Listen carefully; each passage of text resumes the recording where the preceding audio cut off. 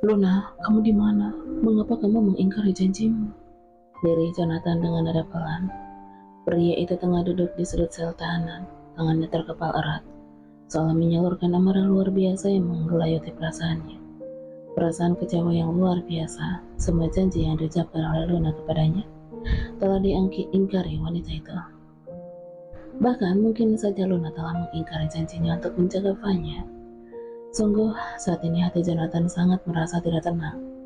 Pria itu begitu gelisah, sangat mengkhawatirkan kondisi adiknya. Kemarin adalah jadwal Fanya pulang dari rumah sakit. Apakah Fanya masih berada di rumah sakit? Ataukah dia udah pulang ke rumah milik sang istri sementara Luna saat ini sedang berada di luar negeri? Lalu siapakah yang menjaga adiknya? Nafas pria itu pun memburu, menahan emosi yang menggebu di dalam dada. Rahangnya mengeras, sesuatu di dalam dirinya ingin meluapkan semuanya. Sama sekali tidak ada yang mempercayainya bahwa dia tidak membunuh Bima. Bahkan Luna pun satu-satunya saksi mata yang bisa meringankan hukumannya. Wanita itu seakan bersikap tidak peduli sama sekali padanya. Jonathan menyadari selama dia menikah dengan Luna, Luna memang hanya menganggap dirinya sebagai seorang pelayan di rumah dan juga sebagai seorang OB di kantor. Karena dia hanyalah sebatas suami bayaran untuk Luna. Walaupun Luna tidak pernah menganggap dia sebagai suaminya, tapi setidaknya Luna harus menghargai apa yang telah dia korbankan. Demi menolong Luna, dia kini telah dijebak, dan kini dia harus berada di dalam penjara. Siapapun yang telah menjebakku, aku pasti akan membalas perbuatannya kalian. Jonathan berkata dengan penuh kebencian. Jonathan melihat ada seorang penjaga lapas berdiri di depan sel jeruji tempat dia ditahan. Saudara Jonathan, barusan kami mendengar kabar dari rumah sakit tempat adik Anda dirawat. Jonathan tercekat begitu mendengar perkataan penjaga lapas tersebut yang ingin memberikan kabar tentang sang adik yang sangat dia khawatirkan itu. Pria itu segera berdiri. Dia berjalan mendekati sang penjaga lapas. Ada apa dengan Fanya? Apa dia udah pulang dari rumah sakit? Tanya Jonathan sambil memegang pintu jeruji besi. Terakhir, Jonathan bertemu dengan sang adik. Kondisi Fanya sudah membaik. Karena itulah, dia telah mendapatkan izin dari dokter untuk pulang ke rumah. Dan jadwal Fanya pulang ke rumah adalah kemarin. Penjaga lapas tersebut nampak menghirup napas sebentar. Sepertinya dia begitu berat untuk mengatakan kabar buruk tentang adik dari sang narapidana di hadapannya itu. Kemudian dia pun menjawab pertanyaan dari Jonathan. Kami mendengar kabar dari pihak rumah sakit bahwa adik Anda telah meninggal dunia pada pukul 9 pagi. Jonathan nampak mematung mendengar kabar tersebut. Rasanya dia tak dapat mempercayai dengan apa yang dia dengar. Padahal kondisi Fanya sudah mulai membaik. Bahkan terakhir dia bertemu dengan Fanya. Fanya terlihat begitu ceria dan mengajukan beberapa permintaan pada Jonathan. Jika sang adik telah sembuh nanti. Fanya selalu berusaha keras untuk melawan penyakitnya.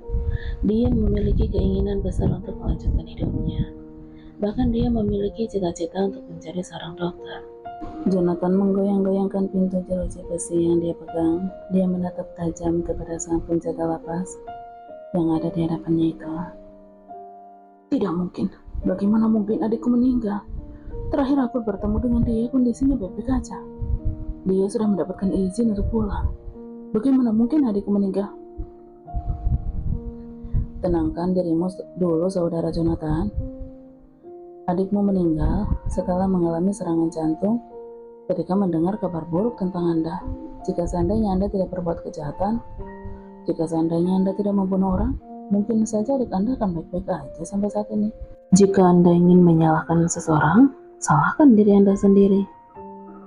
Setelah berkata seperti itu, penjaga lapas itu pun pergi meninggalkan Jonathan yang hatinya sangat terluka.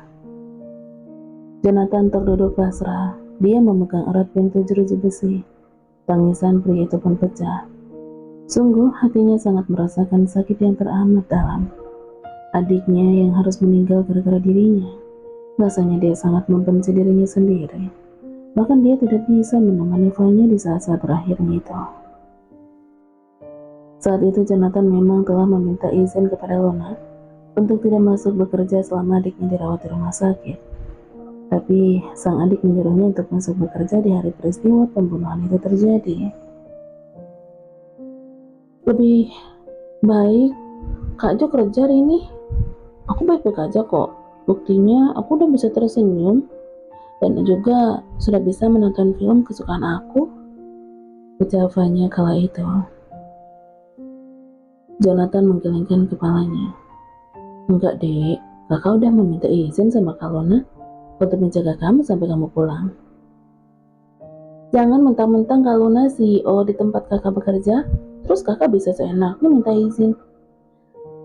Sudah 1 minggu loh kak Jo itu gak masuk kerja. Aku gak enak sama Kak Lona.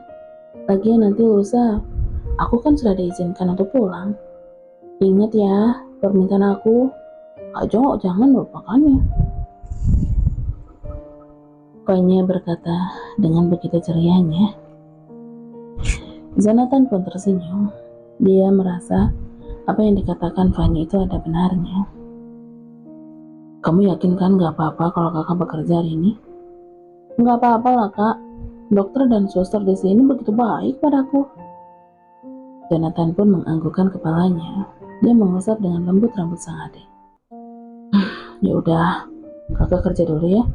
Nanti sore kakak balik lagi ke sini. Apa Kak Lona akan ikut? Gak tahu. Dia sangat sibuk deh. Fanya memanyunkan bibirnya. Dia sangat ingin bertemu dengan kakak iparnya. Lona memang sangat sibuk dengan pekerjaannya. Hingga sang kakak ipar itu baru 3 kali menengok dirinya. Tapi Fanya harus bisa memahami dengan pekerjaan sang kakak ipar yang memang sangatlah padat.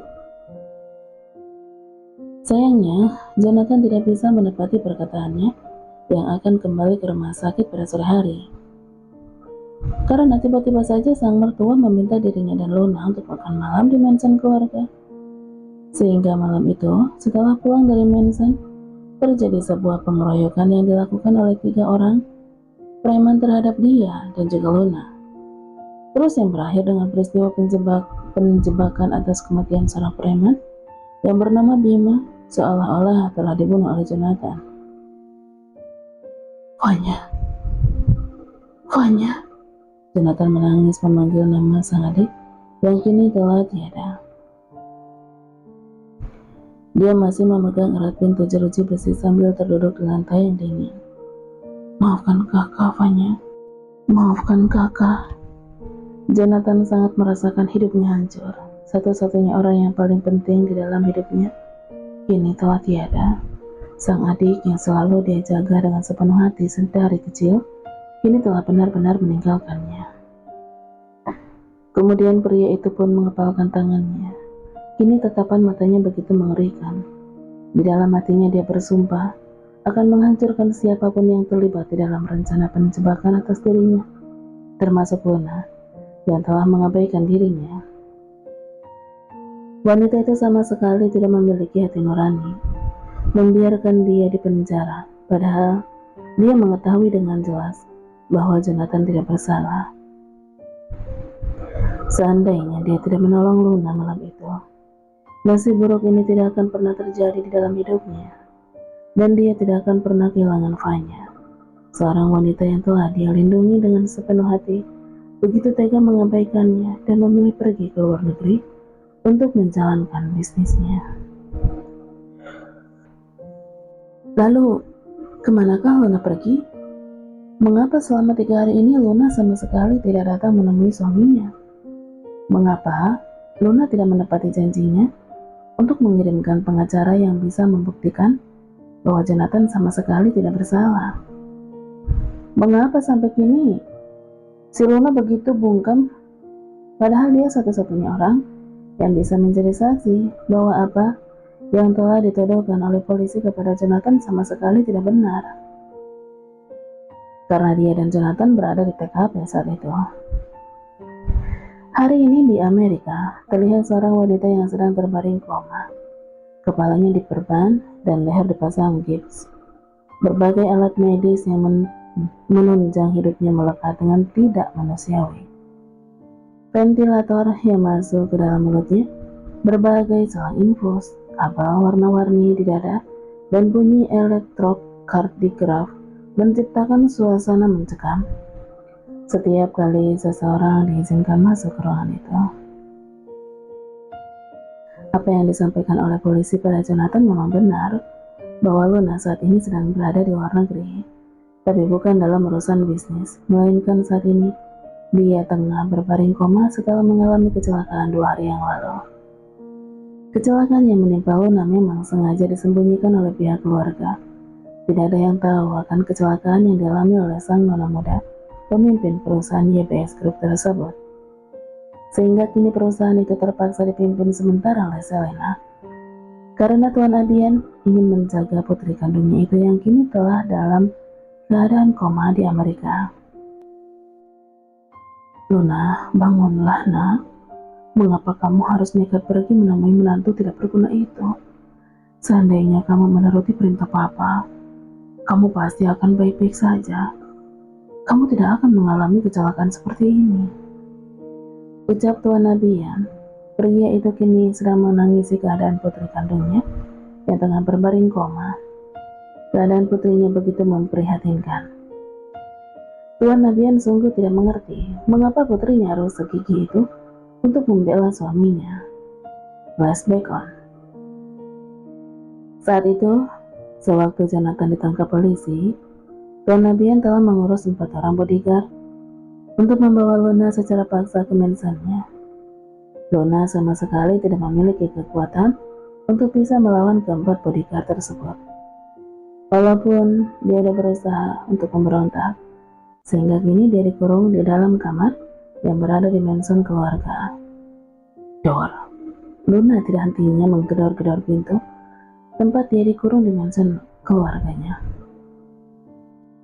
Kemudian gadis itu pun berteriak, "Pa, cepat buka pintunya. Kenapa papa harus mengurung aku seperti ini? Aku harus menolong suami aku dan menjaga adik iparku." Saat itu Tuan Abian sedang berdiri di depan pintu kamar. Dia pun menimpali perkataan putrinya. "Papa itu melakukan ini semua demi kebaikan kamu, Luna.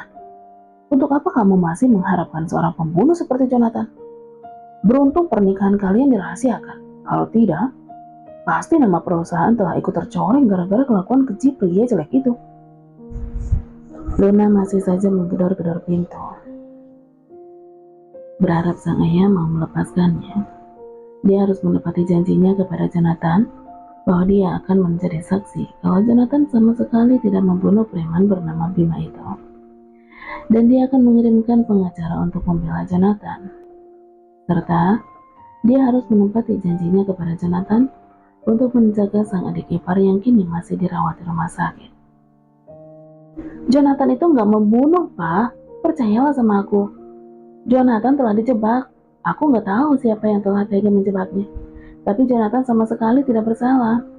Aku yang akan membuktikan kalau ternyata suami aku sama sekali tidak membunuh preman itu." Luna sama sekali tidak tahu bahwa saat ini sang ayah sedang tersenyum penuh rasa kepuasan. Karena dia sudah tahu bahwa Jonathan telah dijebak, dan ini semua adalah rencananya bersama Arga. Andai saja Luna mau bercerai dengan Jonathan dan menikah dengan Arga, semua ini mungkin tidak akan pernah terjadi. "Apa kamu pikir papamu ini bodoh, Luna? Mana ada orang yang mau menusuk perutnya sendiri? Polisi tidak akan percaya. Papa tidak mau tahu. Kamu jangan lagi bertemu dengan Jonathan, dan jangan pernah bertemu dengan adiknya. Mereka hanya benalu yang ingin menguras harta kamu." Luna sangat marah mendengar perkataan ayahnya yang telah menghina Jonathan dan adik iparnya itu. "Mereka tidak seperti itu, Pak. Mereka tidak pernah memanfaatkan uang yang aku miliki. Aku tidak akan bercerai dengannya." Tuan Abian sangat kesal sekali mendengar perkataan Luna. Dia pun bergegas pergi ke lantai bawah. Luna memang sangat berbeda dengan anak tirinya. Selena begitu penurut dan tidak pernah membantah apapun yang diperintahkan oleh dirinya. Sementara Luna, dia adalah seorang putri yang keras kepala.